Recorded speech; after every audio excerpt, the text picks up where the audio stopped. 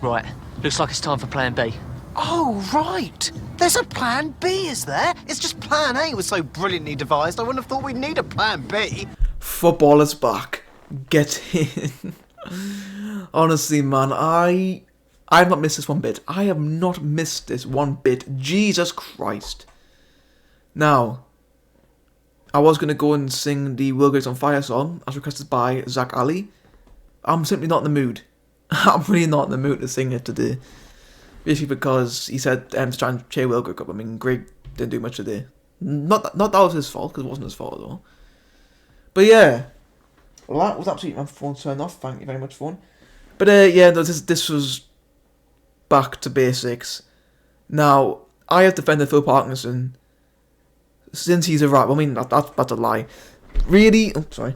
Since he started winning games, I have defended Phil Parkinson through thick and thin. But today, that was an absolute disgrace. Absolutely shocking.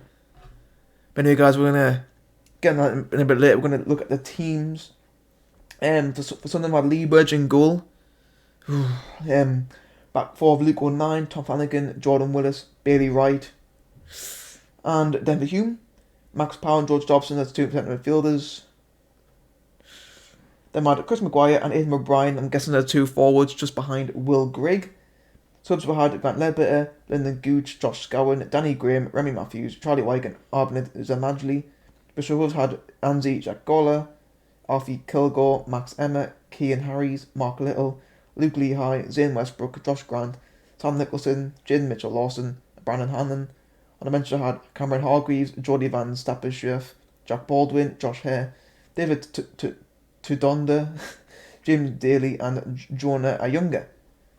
Now the game starts off in a brilliant way, and I mean this is a great start to the season. Also for Lee Bird. I mean, if Lee Bird wants to try and prove that he can be our number one goalkeeper this season, then what a way to do it by giving away a penalty in the second minute. Well done, Lee. You absolute pillock. Yeah, it was a clear penny. Bird side, I think it was Mitchell Lawson's legs. He went down. And then Bristol Rovers, I don't know who's got the penalty. I think Mitchell Lawson might have got the penalty as well. But basically, Bristol Rovers convert the penalty 3 minutes in, and Sunderland go 1-0 down. I'm pretty sure that's the fastest we've actually gone 1-0 down in the last, in the first opening league game in 10, 15 years maybe. I don't even know. Don't even know. So that was a great start to the game, 1-0 down, and then for next half, for the rest of the first half, we tried to get back in the game in some weird fashion. I mean, we tried to get balls. I mean, it was terrible. It just wasn't working. I don't know why we just can't. I mean, like, it's weird to say. I mean, I'm thinking of the Harrogate game as an example. When you play through balls to Will Grigg on the floor, he usually puts them away. So why have we converted back to hoofing up the pitch when it clearly hasn't freaking worked? Under how many managers we've had? I play long ball. I'm trying to think of some now. I think Chris Coleman did it. David Moyes, I think, might have done it as well. I don't even know what football David Moyes tried to play. Jesus, man, it doesn't work. Long balls don't work. I don't get why Parkinson is so adamant to play through balls. Long balls, because it doesn't work.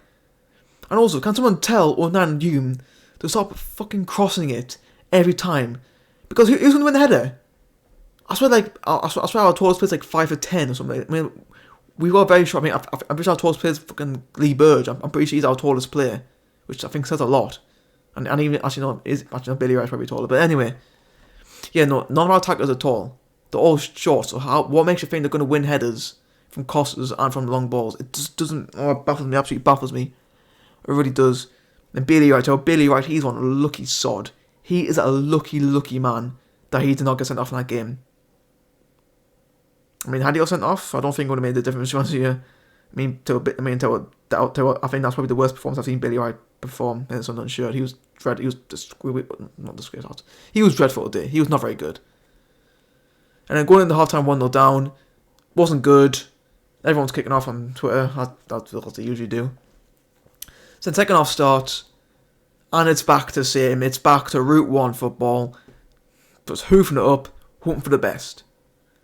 Most of the time, Max Power and even sometimes Chris Maguire aren't even facing forwards and just hoofing the ball up, just hoping for the best. How can a football team physically do that? How can you do that in a football game? Just hope for the best. It's not fucking FIFA. It's not going to magically just go towards a player.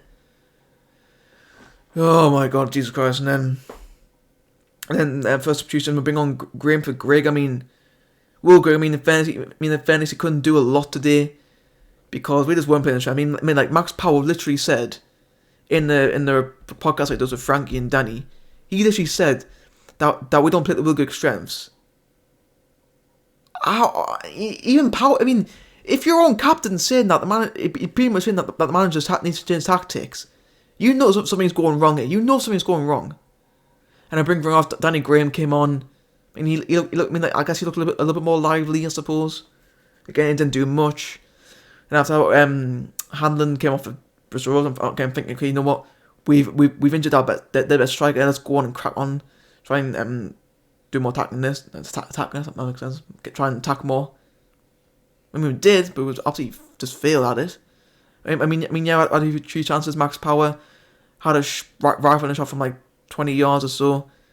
Keeper managed to tip on the crossbar and came back out. Will Greg had a few chances off the line. Actually, I forgot to mention that as well. O'Brien had a head off the line as well. I mean, I mean, I'm complaining, but we had a lot of chances to clear off the line. And this is starting to become a theme because I'm against Hull. Well, if a few lines and shots go off the line, I think against Gateshead we did as well. It's just, I don't know. I don't know, guys.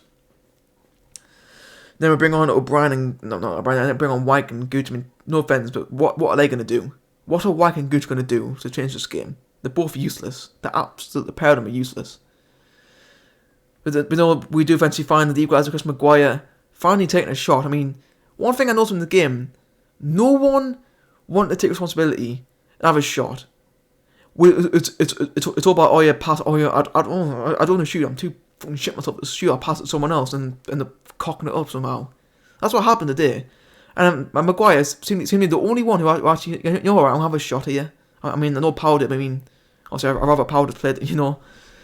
Obviously Maguire's the only one who actually did that, and eventually did go in. You know, finished one. You got the equaliser, nice finish from Maguire. Keeper, maybe he could have tried a little harder, but I'm not complaining at all. And then we had a series of corners. None of them came anything. And then that's how part of the game finished 1-1. There we go. Our first league game of the season. We get a point. I'm literally getting deja vu from last year. It's ridiculous. But also, can I just mention Bristol Rovers? I mean, Bristol Rovers had the capability to win that game. They could have easily, when it was 1-1, they could have easily went on and try and get a second goal. Because the shot, I mean, I'm pretty sure I had like 2 shots the whole game. But one of those things that a young guy but absolutely twat a shot. I mean, fair play to them, nearly actually went in, but I mean, Bristol Rovers have the attacking capability to score a goal, but it didn't. It's like what? I mean, again, what football team wastes time at 1-1?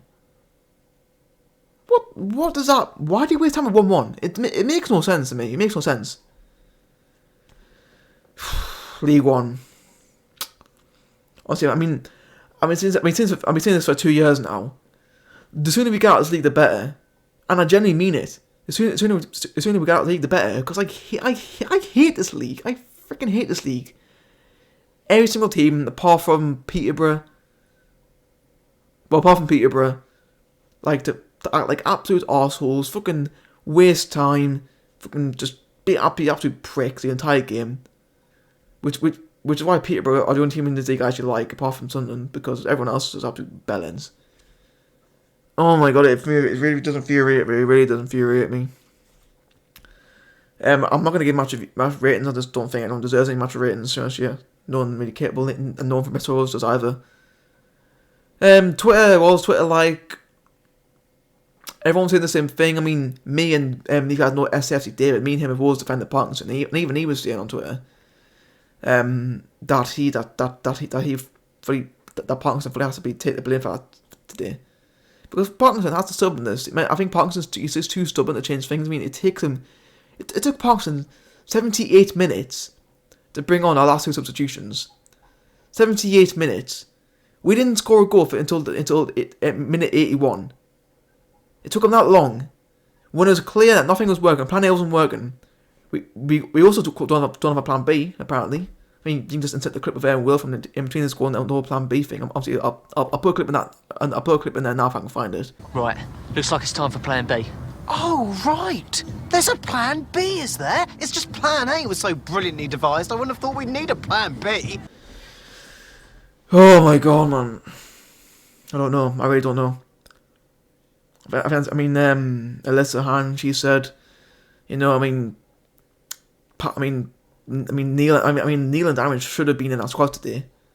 And also, I said in my vlog, by the way, I also made a vlog about just me going out today, which will be up tomorrow on the channel. Neil and Darren should have been in that squad at least. Daniel, I think, is the only player in that squad who actually knows how to play through ball across the floor. Because Powell doesn't. Dobson has the fucking control of a donkey. And speaking of Dobson, I mean, fair play, fair enough. That challenge at the end, it wasn't a foul. Never on a red card. I mean, I don't know what drugs the ref was on until the fucking Bristol Rovers player made it look like he'd been fucking bombed by Dobson. I mean, Dobson got offense enough. I mean, I'm pretty sure we're going to try and rescind it. Also, I mean, it was funny though when Dobson got sent off. Literally everyone on Twitter was just like, yes, Cowan's going to play next week. I found it funny. Also, how did Flanagan and Dobson get a stiff for the Sunderland team every week? I mean, I saw someone say that they must have Parkinson nudes or some shit. Honestly, it's funny. I mean, I love Twitter sometimes. I honestly do. Also, I mean, the fucking Geordies. I've always said in the past I despise them. I despise them. Honestly, I know that their game doesn't kick off for another 2.5 hours, but have they literally got nothing better to do than come on our Twitter account and just take the piss out of us? Have they got nothing better to do? And they say, oh, he's banting his beard. They fucking do it every single week. They do it every week.